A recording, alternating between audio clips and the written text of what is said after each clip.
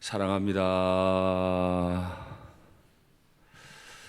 우리는 때로 우리가 겉으로 보이는 모습과는 달리 우리 속은 많이 깨끗하지 않을 수 있습니다. 한 바리새인이 예수님께 와서 함께 점심 잡수시기를 청했습니다. 식탁의 교제를 나눈다고 하는 건 정말 중요한 일이죠. 그래서 초대교회는 식탁의 교제 안에 성찬식까지 함께 해서 식탁 안에서 하나님과 나 자신이 하나 되고 나와 형제가 하나 됨을 깊이 확인하는 시간이었습니다. 지중해 당시 사람들 사이에도 식탁의 교제를 나눈다고 하는 건 거의 가족같이 우리는 친밀합니다 하는 제안을 하는 겁니다. 그렇게 예수님께 와서 점심 잡수시기를 원했습니다. 그런데 예수님의 행동이 조금 이상합니다. 일반적으로 먼지가 많은 동네이고 또 유대인의 결례상 식사하시기 전에는 손을 씻는 것이 관례입니다. 그런데 손 씻지 않으셨어요. 시장하셨을까요? 잊어버리셨을까요? 상대를 무시하고 싶었을까요? 아마 예수님이 걸어오셨던 길을 본다면 그건 아닐 겁니다. 분명히 예수님은 다른 이유가 있지 않았겠습니까? 그런데 예수님과 하나 되기 원했던, 예수님과 교제해보고 싶었던 그 바리새인의 마음에 예수님의 그 행동이 거슬리기 시작했습니다. 이상히 여겼습니다. 예수님이 손 씻지 않으심을 보고 이상히 여겼다. 여기 이상히 여겼다는 이 말은 크게 놀라고 혼란스러워했다. 이런 뜻입니다. 손 안 씻는 것, 그게 그리 대단합니까? 그리고 원래 손 씻는 이 문화는 하나님 아버지께서 우리에게 주신 명령이 아닙니다. 명령으로 주신 대상은 제사장밖에 없어요.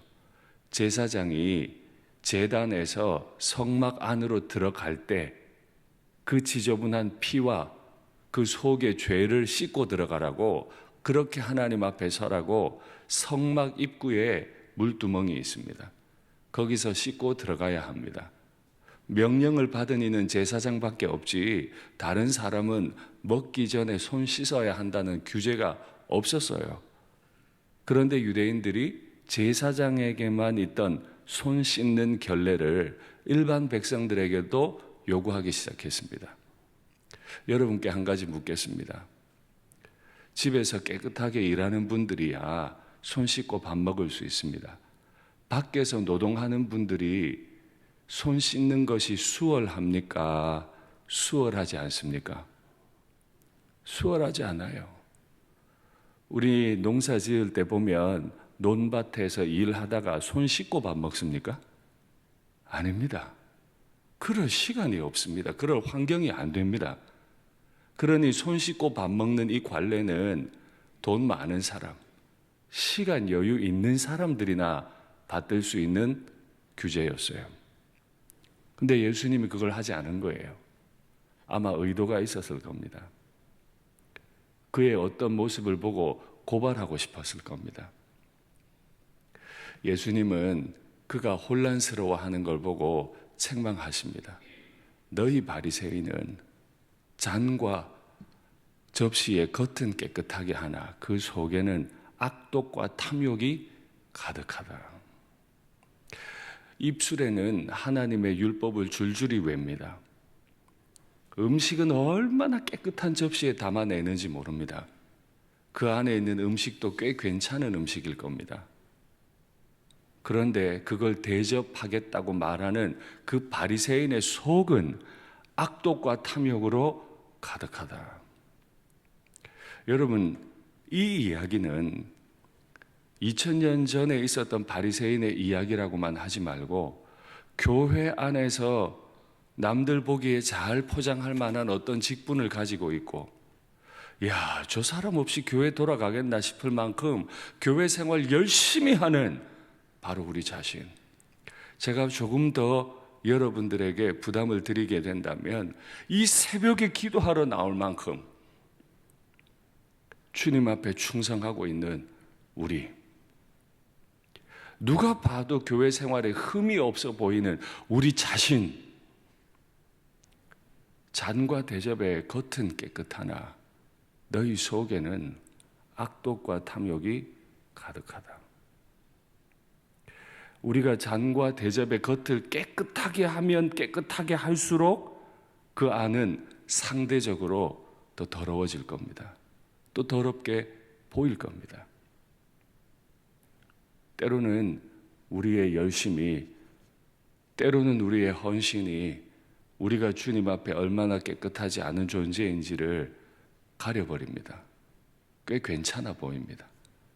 남들도 그렇게 말할 겁니다. 당신 없인 이 교회 안 돌아간다고. 당신이 최고라고. 진짜 최고인 줄 알아요. 진짜 최고인 줄 알아요. 내가 옳은 줄 알아요. 그래서 주님께서는 말씀하세요.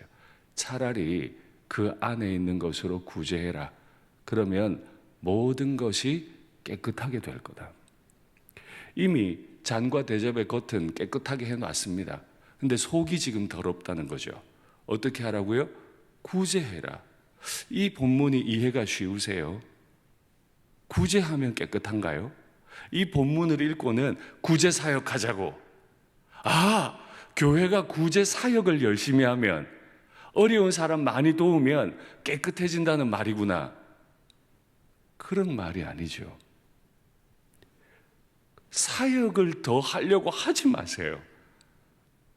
열심히 무슨 사역을 하려고 하지 마세요. 구제는 누가 받는 거죠? 손 씻고 먹을 수 없는 사람. 오늘 먹으면 살 수 있을지 못 살지를 고민하는 사람. 손 안 씻고 먹어도 전혀 문제가 되지 않는 사람. 그들이 구제의 대상입니다. 남들 손 씻나 안 씻나 두고 보자. 그런 거 하지 말고 아무리 갖다 줘도 손 한 번 씻고 먹을 여유가 없는 사람들에게 지금 이 안에 있는 음식 줘봐라. 그들이 손을 씻고 먹겠습니까? 안 씻고 먹겠습니까? 안 씻고 먹을 겁니다. 안 씻고 먹을 거예요. 그렇죠? 그때도 마음 불편해 할까요? 불편해 할 수가 없어요. 깨닫는 거죠.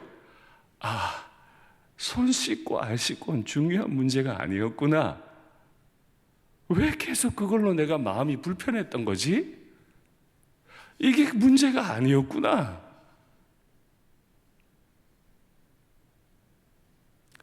한국 교회 안에 왜 이렇게 분쟁이 많을까요?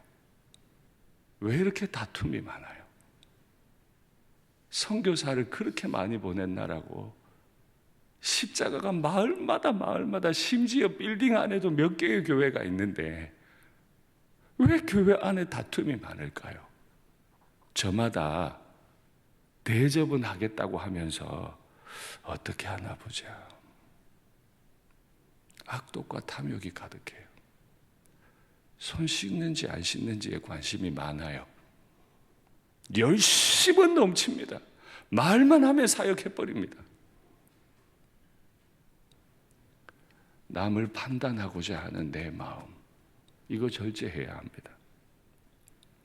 지난 금요일에 캄보디아 선교사님, 그리고 주일 저녁에 임종구 목사님, 우리에게 동일한 말씀 계속 주시잖아요.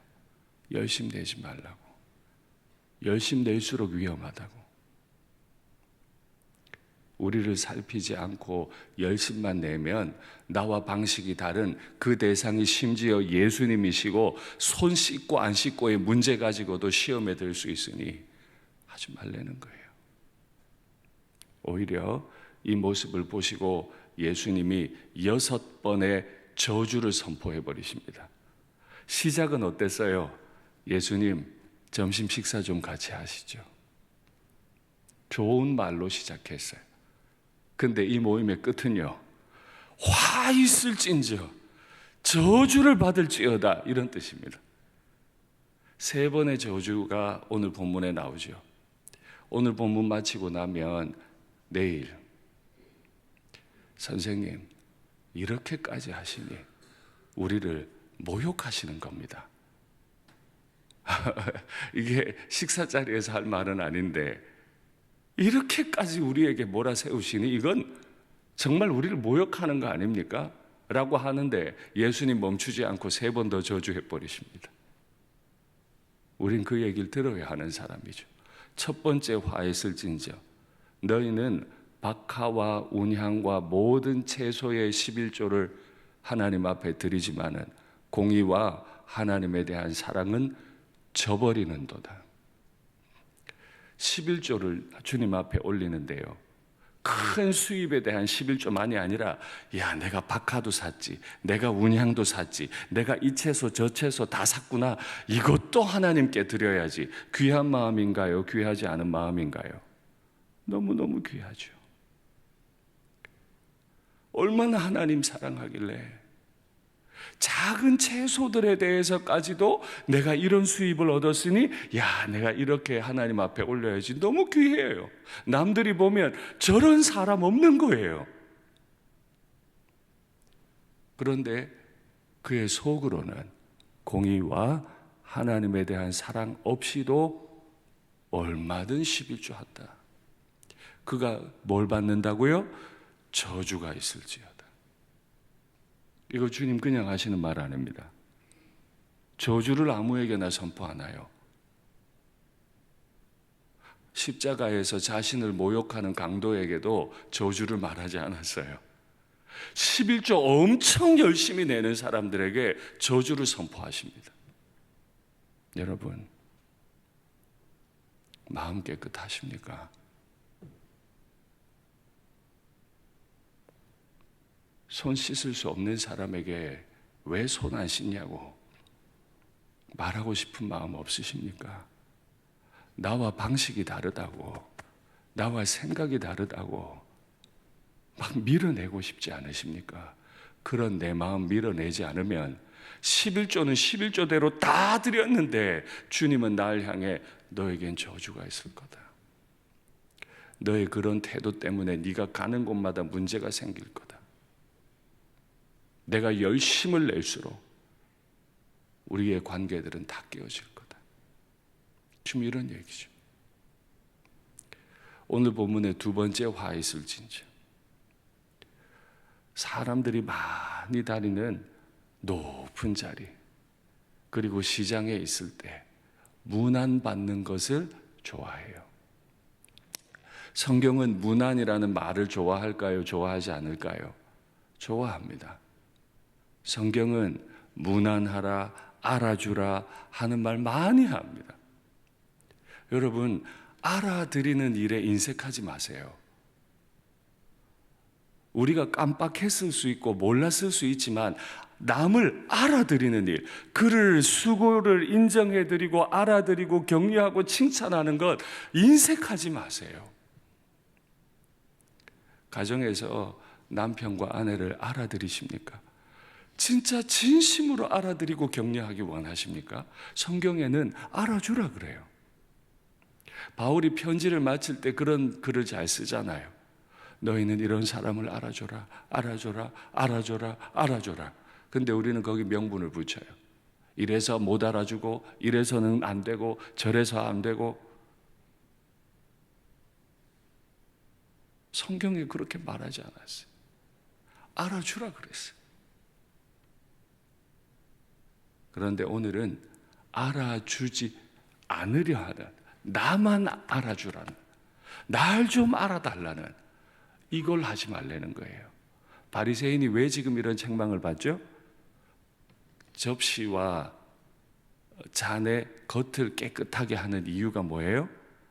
나 당신 이렇게 대접하는 거니까 나 좀 알아줘. 이러니까 저주를 받는다는 거예요. 남을 위해 깨끗하게 하는 게 아니고 인사받고 싶어서, 인사받고 싶어서. 남은 부지런히 알아들이시기 바랍니다. 기회가 있는 대로, 없으면 만들어서라도 부지런히 알아들이세요.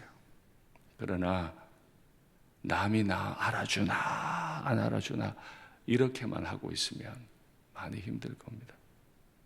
오늘 세 번째 화했을진저 바리새인 너희는 평토장한 무덤 같아서 그 위를 밟는 사람이 알지 못하는도다. 평토장 무덤이라는 건 여기가 무덤인지 아닌지 비석이 없으면 알 수 없을 만큼 평평한 무덤이죠. 평평하기 때문에 사람들은 무덤인지 모르고 그 위를 지날 겁니다. 무덤 아래에 뭐가 있죠? 땅을 조금만 긁어내면 그 아래엔 시신이 있습니다. 그러면 무덤을 만진 사람은 부정한 거예요. 지금 어떻게 된다고요? 워낙 철저하게 겉을 다 깨끗하게 포장하고 온갖 11조를 다 드렸기 때문에 이 사람 진짜 깨끗하고 좋은 사람인 줄 알고 교제하는데 교제를 할 때마다 부정한 결과가 나와. 남을 다 부정하게 만들어버려. 얼마나 무서운 얘기예요. 차라리 봉분이라도 있으면, 비석이라도 있으면, 나 깨끗하지 않은 사람입니다, 나 건드리면 당신 큰일 납니다, 이런 명찰이라도 하나 있으면 사람들이 나한테 오지를 않죠. 근데 겉을 너무 깨끗하게 했어. 11조 너무 잘 내고 교회 생활 진짜 충성스럽게 해. 그 사람 좋은 사람인 줄 알았어. 교제해보니 교제하는 사람마다 다 부정해져 버려. 마음이 다 상해요. 다 무너져요. 공동체가 깨져요. 너무너무 오늘 두려운 말씀이죠. 내 열심이 위험한 이유입니다. 사역을 열심히 하려 하지 마시고 나를 꺾고 나를 찌르고 지난 주일 저녁에 주신 말씀대로 모든 것이 가하지만은 유익하냐, 덕스럽냐, 품이 있냐, 질서 있냐, 알아주는 것이냐, 남을 세우는 것이냐, 남을 격려하는 것이냐, 마지막으로 사랑하는 것이냐. 말씀을 맺겠습니다. 내가 교회에 충성하는 진짜 이유는 무엇입니까? 온갖 종류의 11조를 다 드리고 온갖 예배와 봉사에 다 참여하는 진짜 이유는 무엇입니까? 복 받기 위함입니까? 그렇게 해야 복을 받기 때문입니까? 그렇게 해야 된다고 배웠기 때문입니까? 그렇다면 한 가지 일에 더 열심을 내십시오. 내 속을 깨끗하게 하고 도저히 깨끗할 수 없는 그에게 내 것을 기꺼이 내어주는 사랑의 마음을 가지신다면 속도 겉도 다 깨끗해지리라고 주님 말씀하십니다.